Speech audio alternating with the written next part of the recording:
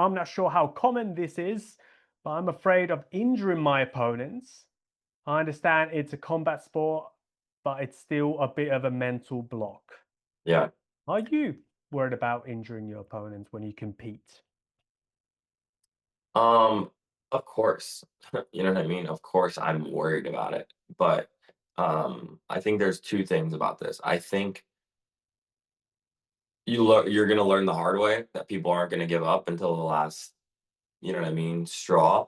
So I think the 2 points here are to grab somebody like you're gonna break their shit off the first rip, like first grip, and I learned that from my teammate John Blank. Like he grabs your hand, you're like, this guy's gonna hurt me. You know what I mean? And I'm not saying like, but like it's an intention. Like when I grab you with that intention, you feel like, oh shit, And then the second half of it is going back to like the technical training. Like, for example, if I'm just beating the shit out of a white belt or a blue belt or whatever, like let me get you to all these end positions and let me just monitor every escape route and just if you have a submission and somebody can escape, it's not a submission. Do you know what I mean? How would this marry up with competition though? How what's the fear around competition and hurting potentially your opponent? What's kind of thoughts on that? I'm gonna break them personally, but I'm just saying that like you should practice in training by like controlling every route out. Do you know what I mean? Yeah. I I I think it was John Danaher that said it that the goal is always to break. The tap comes in between. Mhm. And it is the other person's, your opponent's Yeah, responsibility to tap. And this is something to get mentally used to. Maybe not necessarily mhm, on lower level competitions. People for tend to sure. tap early, right? If you're a masters competitor, people just don't tend to stay there. But for people who look to compete competitively, I've been also in competitions where just shit just breaks. Like the ankles pop in, and then I still need to slam the heel hook on even harder. And it is Yeah, uncomfortable, but it's also understanding that responsibility is on them. yeah, They have mhm, made the choice yeah, not to tap. They have yeah, made the choice to essentially hurt themselves for because sure, it's for different sure. if you're like freaking Palaharas who just Yeah, holds submissions absolutely.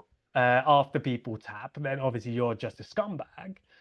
But if you are, yeah, if you are competing, there should be that aggression that you said, that intention Yeah. that when you Mhm. grab and to put things on hard, and then people can verbally tap and tap quickly, and that's their responsibility. And if you are holding back, you are also potentially putting yourself in danger in other scenarios that may not be submissions.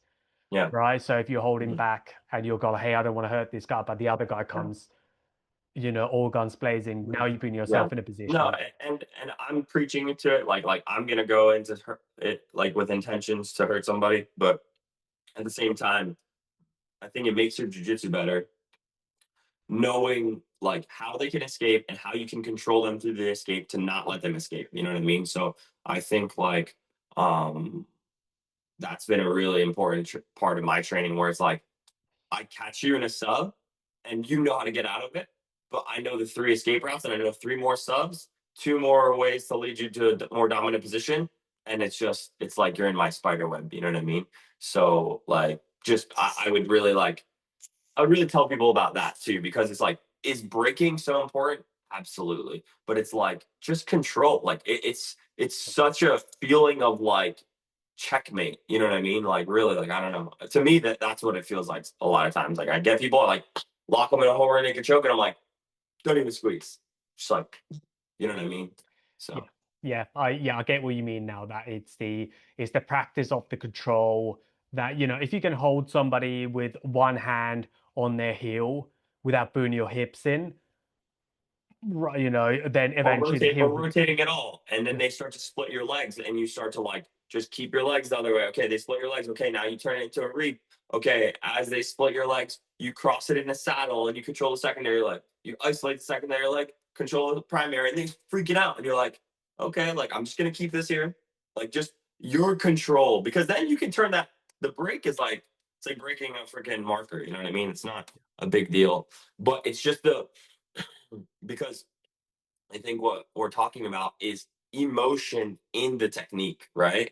Because now I'm like, and like that's not good, right? So I think just like combating that in training and being like, okay, I'm not gonna tap these people, but I'm gonna control. I want you to quit because you know you can't get out. You know what I mean? Yeah. Like that kind of stuff. If Yeah. you have to rush the Yeah. submission, then your mechanics or your control isn't just Yeah. good enough. Mhm. Now you're slamming things on, and that's a Yeah. different thing as well.